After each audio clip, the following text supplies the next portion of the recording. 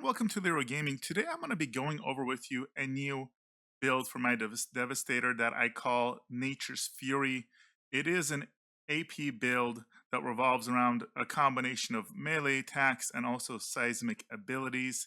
Now this is a more advanced build, meaning it does require a 3-piece set of the Seismic Commander legendary set.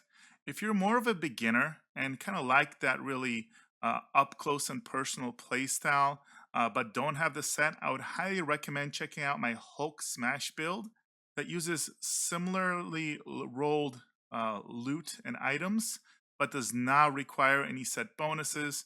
And then you can naturally transition it from that build into this build as you get better and better gear. So I'm going to make sure that that gets popped up as a link. Do check out that video if you're just starting out.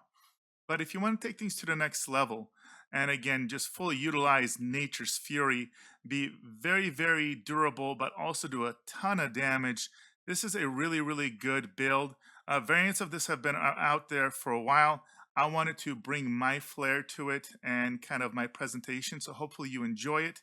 Now, if you're new to my videos, you can notice my videos are very, very in-depth and detailed, very tutorial-like. So make sure to take advantage of the timestamps in the description below if you want to navigate to the areas that interest you most. Also, if you want to see my builds in action or you want to ask me questions or interact with me, do note that I stream on twitch.tv/Leeroy Gaming stream. We do CT15 carries for followers. We even do Eye of the Storm gold clears carries now as well if you're level 50. You don't have to be min-max, but if you haven't gotten that gold clear yet, come and check us out. Again, that's twitch.tv/Leeroy Gaming stream. You can find my schedule there and all the information you need to get started.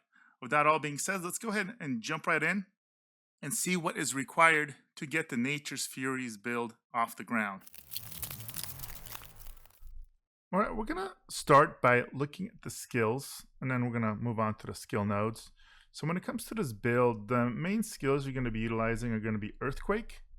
You're gonna be able to use this multiple times. It's going to be used to apply bleed based off a mod, and also do some AoE damage.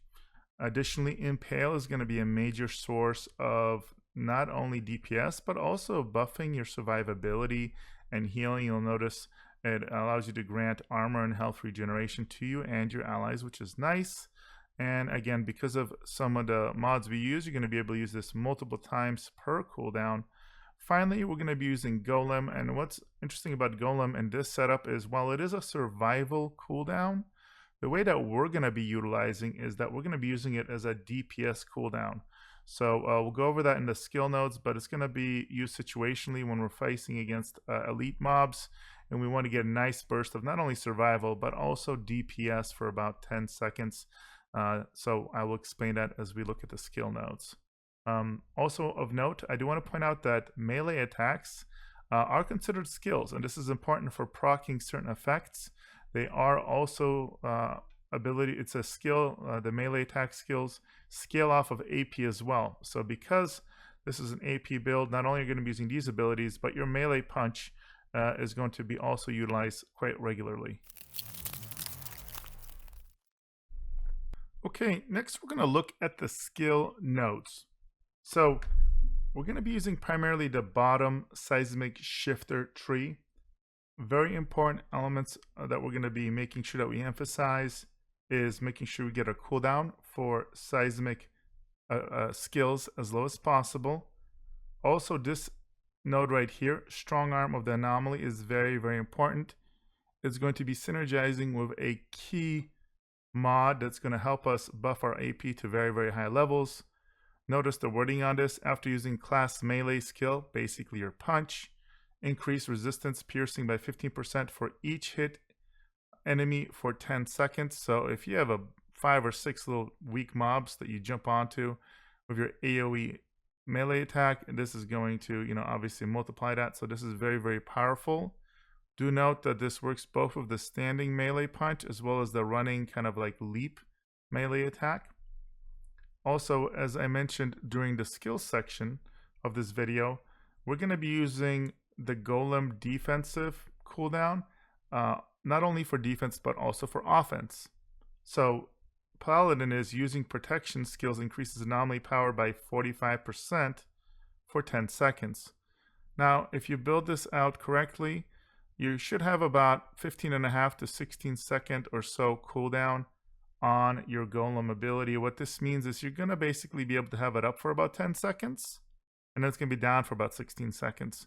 So you're going to not want to use this on cooldown. Basically, anytime you have an elite or multiple elites on screen, you want to use this to burst down the elites. You're going to be protected for the most part from damage, and you're going to be doing a ton of burst damage, and hopefully you kill it in those 10 seconds, whatever you need to kill. And then while you clean up the trash or you're moving around, that's when this is going to be on cooldown. Also key is Strong Arm of the Law, doubles the damage of class melee skill. This is a 100% multiplier. You're also going to have another 100% multiplier when it comes to one of your mods. So do not underestimate your melee punch. It's not only going to be used to spread bleed, not only going to be used to increase your resistance piercing and therefore anomaly power, but it's going to do a very, very respectable DPS as well during the run. Bleed is going to be primarily used in order to use a couple of your mods and set bonuses to increase the overall damage mods take. You're going to be able to apply bleed in a variety of ways. Basically, pretty much all your offensive abilities, including your basic melee punches, are going to apply bleed. In addition to that, it's going to do some damage, and it's going to help you with healing because 25% of your bleed damage is going to heal you. So it's basically you're going to have multiple heal over time effects, basically impacting you almost all the time. You're not going to have to utilize any defensive mods at all because of protected by the anomaly. So it increases your armor bonus by 40% of your anomaly power. While your baseline armor may not be gigantic, it's going to be still good just standing around. But as soon as you start proccing some of your mods, some of your abilities, your armor is going to go sky high. You're not going to have to really worry about physical damage. What can get you in trouble is if you get beat on by too many anomaly attacks. Now you're going to have some anomaly protection. It's not an innate because we don't have the points to spare into resistance paragon, for example. But do note, skilled sentry increases armor by 20% and resistance by 20% for 10 seconds when your skills end. That's any skill, including your punch. So your melee skill, as soon as you finish punching, this is going to get proc. So in reality, as soon as you start playing, this is going to be up at all times. And that's going to help you survive. When we go over the mods, if you're really struggling with anomaly damage, you can basically sacrifice some DPS to up your anomaly damage as well. I'll show you which mod you could potentially adjust for that if you're really, really struggling, but you should not struggle by the time you build this out. So those are the skill nodes that we're going to be using. All right, next we're going to be looking at the armor, the weapons, and all the mods. Now, as I mentioned in the intro, this is a more advanced build, and I call it an advanced build because it does require a 3-piece set bonus. You can technically use any 3 pieces, but as far as optimized stats, you're going to want to get the helmet, the chest, and the legs because these are the ones that will give you anomaly power as a primary stat. If you choose to get the gloves or the legs, you're going to have to deal with the fact, for example, that the primary stat they provide you with, as you see here, is max health, which is less than optimal. In a pinch, you can use it if you, for example, don't have the helmet, which is the rarest piece, the hardest one to find. But what I will recommend is if you're just starting out, this is your first Devastator, I would recommend building into this by utilizing my Hulk Smash build. I have an extensive video for that. It's a lot of fun. It does not rely on having any set bonuses while it's still very tanky. A lot of fun, a lot of damage, and you will still be gathering gear that's anomaly, skill life leech, and cooldown reduction reliant, so you can transition easily. Okay, with that being said, let's take a look at each individual piece. We start with the Seismic Commander helmet. The big thing here is that it's going to have anomaly power. It'd be nice if it had cooldown, but it's okay. Status power. It is going to increase your bleed damage, which is important for this case, but it's not critical. This is why you'll notice some of the other pieces, when we have a choice, we don't pick up status power, but it is not useless. The mods that we use are very, very important. So Blood Shock, it inflicts bleed on enemies targeted by Earthquake. So you will want to make sure that you are applying bleed to everything, because as you'll see, even with the set bonus, as well as the other mods we use, we're gonna, anything that is bleeding, when we damage it via any other sources, whether it's gun damage, ability, punches, whatever it may be, is gonna have a huge multiplier. So this is really, really helpful. Now in theory, could you, let's say, if you say, hey, I'm applying bleeding through punches, through Impale, could you replace this? You could, but you normally want your Earthquake to be your opener, so that when you do utilize Impale, for example, that you don't have to pre-apply bleed on it. You could open with punches as well, but not everything is going to be in melee range when you want it to be. So this is why I like Blood Shock. Ultimate Impaler is huge. It comes with the Seismic Commander helmet, obviously. The skill can be activated 2 more times before triggering the cooldown. That's huge. You get to use it 3 times in a row. And this is a very, very important skill. So this is absolutely critical. And your build doesn't fully become, doesn't reach its potential until you get this helmet. Next, we have the Seismic Commander armor. This has Anomaly power and has cooldown reduction, which are the 2 most important stat points you're looking for. Again, the 3rd most important, in my opinion, would have been Skill Leech. This doesn't have that, so it's not super optimal, but it's the best you can get. As far as the mods, you're going to want Palisades, which it comes with. Impale, the skill can strike 2 additional targets. So again, similar to the helmet, this is critical, because instead of using it once and then impaling 1 target, you will now impale 3 targets total, and also you can use it 3 times. So a net use versus 9 targets as opposed to 1. That is a huge difference per cooldown. Again, this is also why this is an advanced build. You're not going to be fully functional till these are fully there. Power assimilation is huge.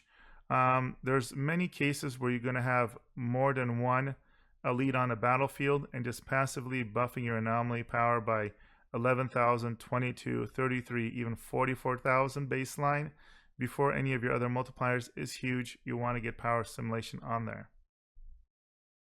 Then you have the final set piece, and that's going to be the Seismic Commander leg armor. Again, anomaly power and cooldown reduction are the main things you're looking for here. It comes with Tainted Blood, which is huge.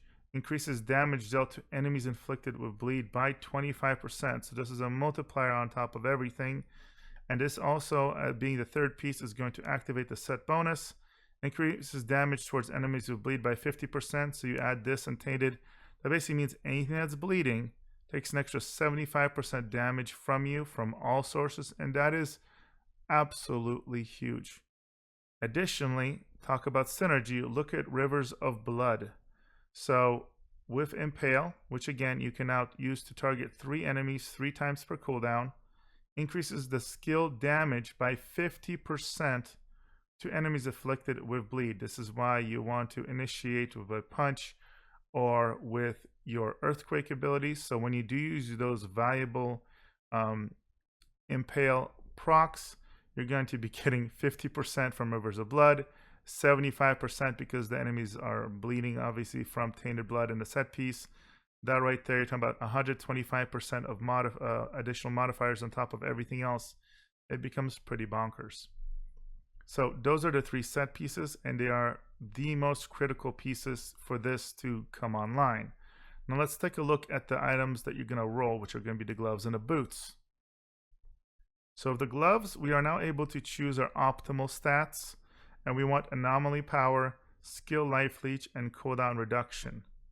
Now, you're going to need untamed power for this, which is using skills, deals basically 50,000 damage to enemies within 5-meter radius around you, and the damage is equal to 30% of your anomaly power. Remember, this is based off us having baseline anomaly power without any buffs, so even though it's 50k here, it's going to be quite a bit higher. Also, when you're proccing this against enemies that are bleeding, it's going to multiply by all those bleed damage multipliers. This is going to be a major part of your damage. It's absolutely mandatory. The nice thing is it's a tier 2 mod that you can just roll. The mod you're going to want to put onto this is Unstoppable Force. Now, Unstoppable Force is a bit tricky because it is going to increase your anomaly power by 50% of your resistance piercing. This is why in the skill section we're talking about various ways to utilizing skill nodes and skill node choices to get our resistance piercing really high so that our anomaly damage goes really high. Now the reason this is tricky is because of the fact that this mod comes off a Pyromancer set piece. So if you just play Devastator, you're not going to be able to just get this naturally. Now that might sound like horrible news, but I have really good news to tell you. I'm going to show you right now how to get this, and there's going to be a way that takes a little bit of work, and then you're going to have an option with the help of Leeroy Gaming and Leeroy Gaming stream on Twitch how to get this really easily. So let me tell you, let's take a very quick break and let's take a look how you're going to get this mod, Unstable Force. So here I am on my character selection screen, and notice I'm going to be logging onto my Pyromancer Toasty. So what you're going to need to do is either, if you already have a Pyromancer, awesome, but if you don't, you're going to need to create a Pyromancer. Now, that longer way to get this is to follow my leveling guide and just get to endgame as soon as possible, because what you need to do, or you basically need to unlock Tiago, and you need to be able to gather up some drop pods to go shopping. So let me show you what's going on. So anywhere you find Tiago, he's available in all the camps. You go talk to him. Now when you talk to Tiago and go to trade with him, you're going to go here. And unfortunately, on this character, I already purchased them. But you're going to find a set piece that's going to, you're going to be able to buy utilizing drop pod resources that will have that mod on there. So you're gonna be able to just buy it. Now, the harder way to do this is to literally just run a couple, you gotta run some expeditions until you get the resources. You buy it, you can then break it down. You can trade it to your main characters, which is what I did, and break it down so that they can apply it. But there is an easier way. Now, if you have friends, then you can have them basically even as low as level 2 or 3 as soon as you finish the demo.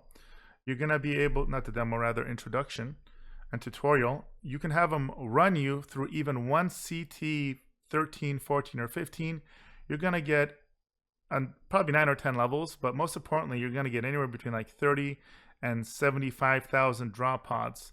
You will also, even if you haven't gotten to the end of the story, which you haven't because you're low level, you're going to be in their instance in a camp where Tiago is available. You can buy that legendary as well as any other legendaries to basically have. And even though they'll have a minimum level requirement, I believe, of level 45, you can still break them down or send them to your main character, break them down, and get the mods.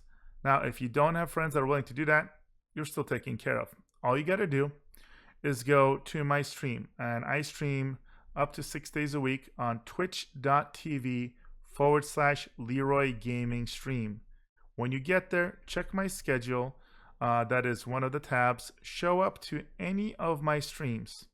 Mention in chat that you watched my video on the Devastator and you need help getting the Unstoppable Force mod. And I'll know you watched my video then, and I will give you a priority carry. It's going to take 5 to 8 minutes of time. You're going to potentially get some legendaries. You're going to get all those drop pods. You're going to get that cleared. You'll get to buy up this mod on your Pyromancer as well as any of the other legendaries, and you will be good to go. So again, I am offering you right here, if you watch this video, watch this build, come to my stream, request the carry, I'll take care of it, and you'll be good to go. So even if you don't have friends that help you level, or you don't have a Pyromancer, you now have an instant way of being able to get this mod for your Devastator build or any other builds. So let's go ahead and go back to the other mods now.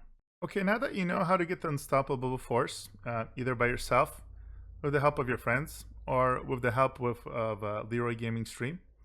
Let's look at the final piece of armor, which are your boots. Again, you're going to want to optimize the stats, which is Anomaly Power, Skill Life Leech, and Cooldown Reduction. Now in this case, you'll notice I haven't capped out Cooldown Reduction yet because that seems to be the hardest one to get materials for, and also seems to be needed for a lot of builds. But as far as mods, you're going to want extra Earthquake or extra Quake here. You can roll that as it's a tier 1 mod. The skill can be activated one more time before triggering a cooldown, so you can now double spam it, so it's going to make it much more effective. And then the mod that I choose to use is Brawl. So Brawl is going to boost your melee skill damage by 100%. This is easy to get because it's a tier 2 mod that you're going to likely get just leveling up. There are some alternatives if for whatever reason you find yourself not meleeing as much, or if you just want variety. So right now I'm going to go over a couple other mods, both offensive and defensive, that could be viable for you. So let's take a look at those. So let's look at options for offense. The first option that you can use would be Anomaly Echo. It grants basically Anomaly Power as well as Firepower every time you use a skill, and it lasts 15 seconds. So because punches count, everything else counts. You don't really care about the firepower, but it's just a nice way to get extra anomaly power. So that is nice and easy option if you happen to have this. The second option that can be quite good is Captain Hunter. And this is an option that I kind of go back and forth whether I should have this on there. It increases your damage against elites by 25%. I choose to use Brawl just because this is going to help me with every single mob, especially when there's a lot of AoE mobs. I just want to get them finished off. And I do use punches a lot. It ends up being a significant amount of damage. But arguably, if you're playing multiplayer especially, Captain Hunter makes a lot of sense because most of the damage you're going to be needing to basically get throughput on is going to be elites. But again, you may not have this mod because it's tier 3. So if you don't have this, Brawl is very easy to get and very good. I don't blame you if you use Captain Hunter. If you probably ask a lot of content creators, they'll probably utilize Captain Hunter. And again, I wouldn't argue about it. So if you want to use it, use it. Again, you will do more damage against elites. It's just all the other mobs that you fight, they're going to be using a lot of punches on. You'll do less damage on. So your choice, but do remember this is a tier 3, so it is harder to get than Brawl.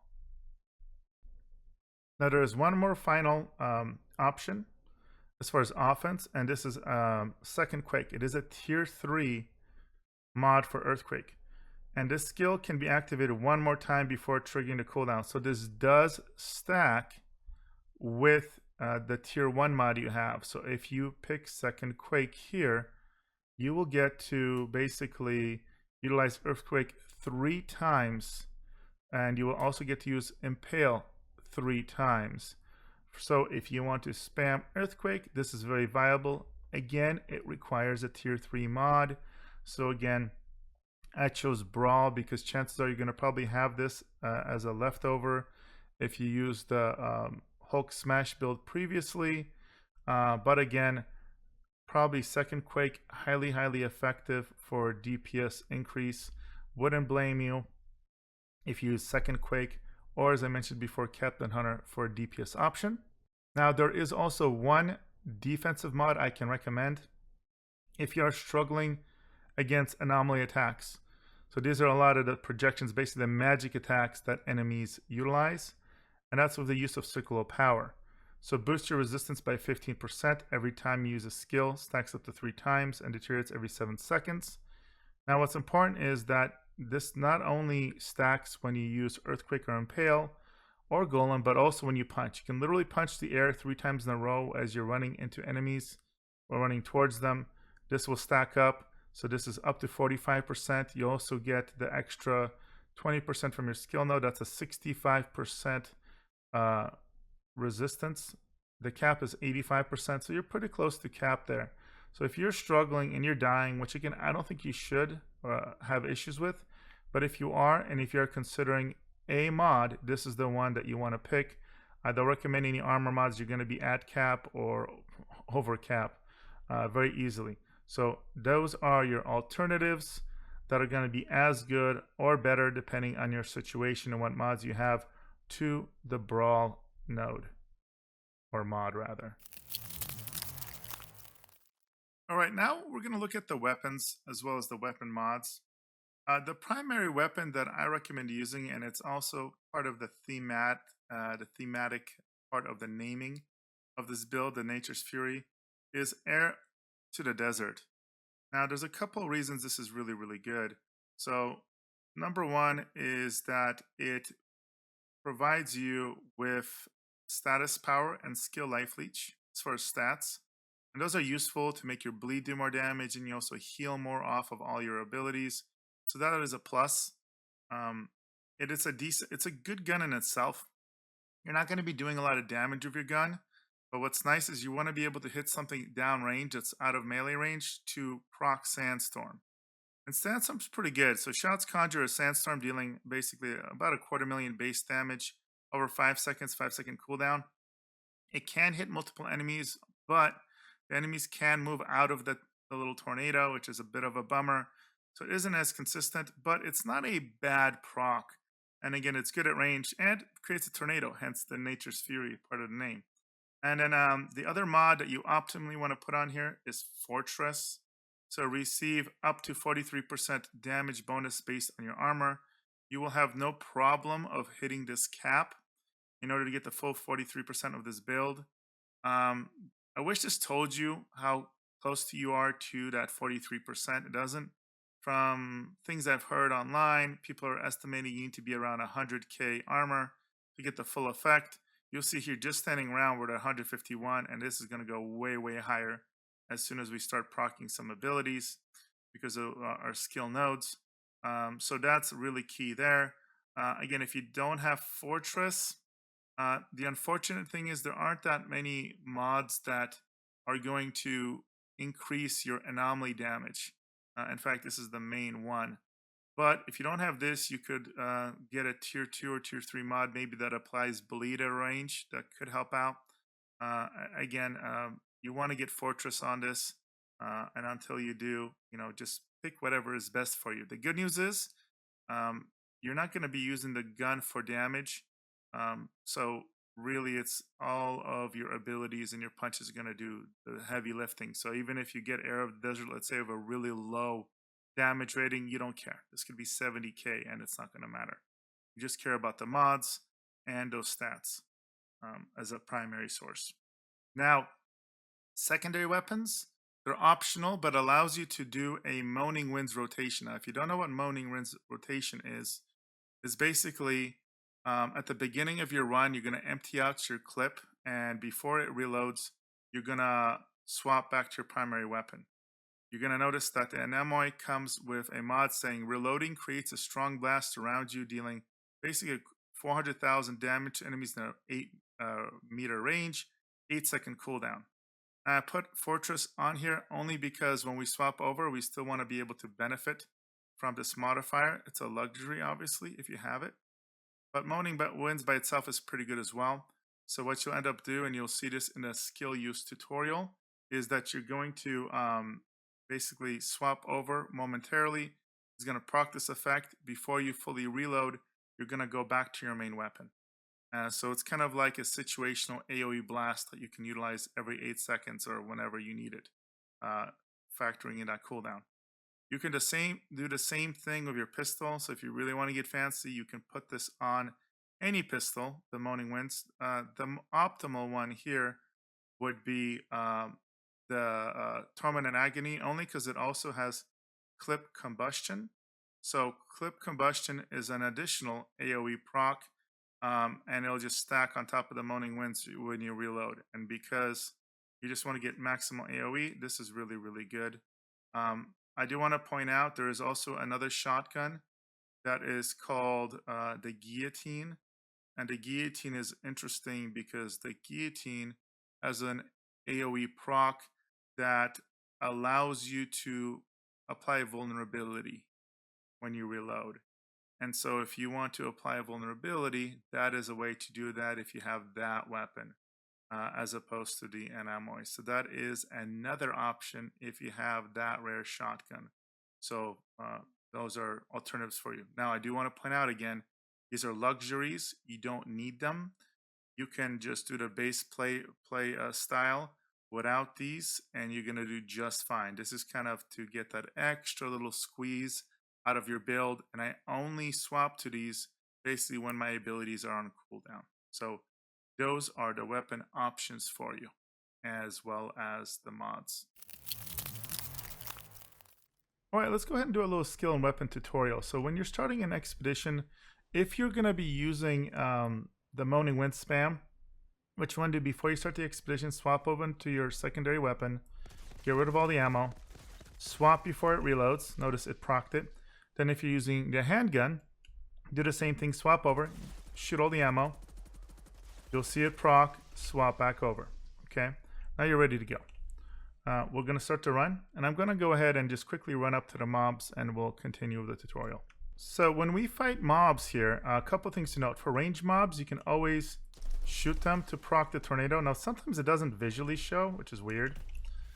Now, don't underestimate the punches. Notice the reason I'm punching is it's actually buffing your pierce, your resistance pierce, which, remember, based on the notes we chose, it's increasing your anomaly power. So I'm using that as an example, but you're obviously not going to be doing this. You do it maybe once, and you're going to start using your earthquake. This is for clearing mobs, also for applying bleed. When an enemy comes out, an elite, this is when you're going to buff your golem. So make sure you have punched, then use your golem, and I'll spam earthquake, and then I like to spam actually the impale. And you'll notice this has almost got a dead. You can swap over to Moaning Wind spam to finish it off. If that doesn't finish it off, obviously all you need to do is maybe, there we go. I use one extra earthquake. Depending on how well you've stacked your anomaly power, you may be able to finish off the elites much quicker than that. It just really kind of depends. Also depending on what mods you chose. So one variable, as you noticed, we went over mods. Maybe you have more powerful punches. Maybe you have 25% extra damage against the elites, or maybe you have 3 uses of earthquake. I have 2 uses of earthquake. A lot of people swear by the 3 uses of earthquake, and that's great. You can utilize that. So again, there's your rotation. Just do not neglect the melee punches. You need to make sure you have that up every so often so that you can keep that proc up. And again, this is what we're talking about right here. It lasts 10 seconds, so meaning whenever you have multiple enemies on screen, you want to use your punch at least every 10 seconds to maximize those stats. And try not to die. All right, boys. So that's everything you need to know as far as building out your Nature's Fury Devastator. At this point, I'm going to go ahead and show you a full CT15 Scorched lands run, where we, in this case, finish it exactly in 10 minutes. In this version, I did use the 100% bonus to melee punches, but again, you may be able to go a little faster or a little slower depending on your playstyle, depending on whether you choose to pick the mods to increase your defense, whether you want 3 earthquakes or not, or whether you want that 25% extra damage versus elites. Again, all of them are viable. They're all going to be very effective. Pick whichever one you have based off your RNG drops, or whichever one suits your playstyle a little bit better. So go ahead and enjoy. And again, at the end of that video, you're going to see it pause on the damage screen where you can kind of see the breakdown. Again, with a focus on the 100% extra damage to melee, how everything breaks down. Use that however you wish. And I'll see you at the end of that run through.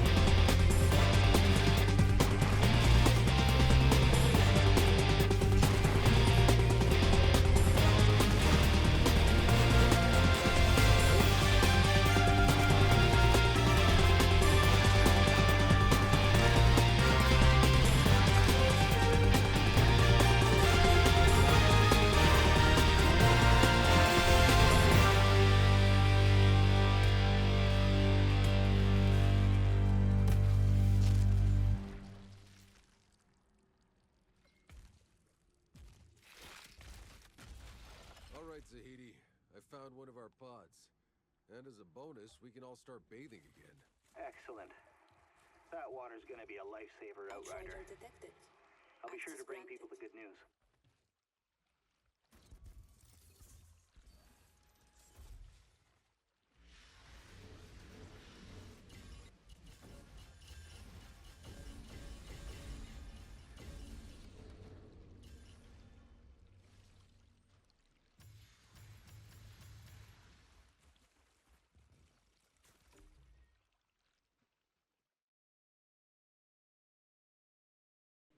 All right, let's take a look at the damage breakdown. Overall damage is 235 million.